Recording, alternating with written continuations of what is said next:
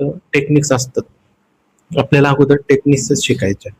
Proper 1 bye 1 technique तुम्ही जेव्हा शिकता तर तुम्हाला एक एक गोष्ट एनहान्स होते, एक एक गोष्ट लक्षात येते की प्रॉपर जेव्हा आपण स्प्रे ऍप्लिकेशन करतो की स्प्रे आपल्याला किती डिस्टन्सवर अप्लाय केला पाहिजे.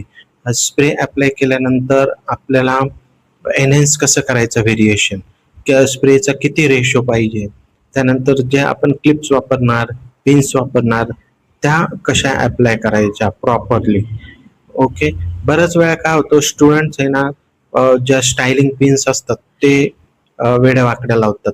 मग त्याच्यामुळे काय होतं, सेक्शन व्हेरिएशन चुकून जातं, म्हणजे प्रॉपर नाही. जर आपल्याला प्रोफेशनल आर्टिस्ट व्हायचं आहे ना तर एक एक गोष्ट आपल्याला व्यवस्थित करायची आहे. बघा, प्रॅक्टिस दरम्यान चुका होतातच. मग चुका झाल्या नाही कितीही चांगलं असतं, पण वारंवार चुका होत असेल ते चांगले नाही. ओके. चुका झाल्या त्याच्याने आपण शिकतो, पण कधी शिकतो जेव्हा त्या चुका इम्प्रुव्हमेंट होतात. आलं का लक्षात? मग त्या आपण जे पण चुका करतात, तुम्ही मेकअप असू द्या, हेअरस्टाईल असू द्या, कुठलीही गोष्ट असू द्या, तर जेव्हा तुम्ही चूक करतात तर ती चूक तुमच्या लक्षात आल्यानंतर ती इम्प्रुव्हमेंट जेव्हा तुम्ही करतात तेव्हा तुम्ही अपडेट होतात. आता बघा, नवीन ट्रेंड येत राहतो. नवीन ट्रेंडच्या मागे मी तर सांगेल, ज्यांचं बेसिक टू ऍडव्हान्स क्लिअर नाहीये त्यांनी ट्रेंडच्या मागे पळू नये. त्यांनी अगोदर बेसिक आणि ऍडव्हान्स क्लिअर करावे.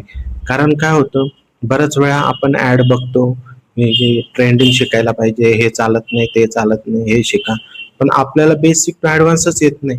मग ते ट्रेंडिंग हेअरस्टाईलचा क्लास आपण करतो, आपल्याला येतच नाही, प्रॉपर जमतच नाही. मग त्याच्याने काय होतं, आपले पैसे वाया जातात.